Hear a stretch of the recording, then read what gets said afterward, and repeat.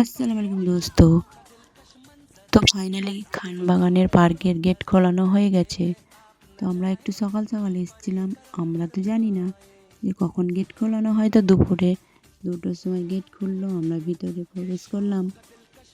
আমাকে না অনেক পিয়াস লেগেছে, তার জন্য আমি একটু পানি খেয়ে নিই।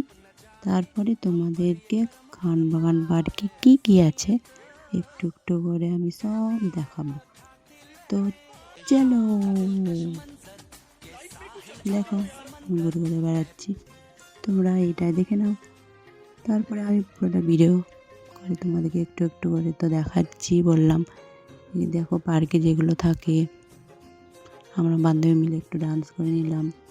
তারপরে আমরা নৌকায় চেপে 2-4টা রিলস বানিয়ে ফেললাম। তারপর তোমাদেরকে পুরো পুকুরটা দেখিয়ে দিচ্ছি, অনেকটা বড়। আমি দোলনায় একটা ভিডিও বানালাম, তোমাদেরকে দেখালাম।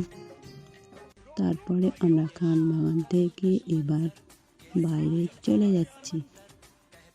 তো আরেকটু ভিডিও দেখে নাও, বাইরে না অনেক সুন্দর জায়গা আছে, পার্কের বাইরেও ভিডিও বানানো হবে।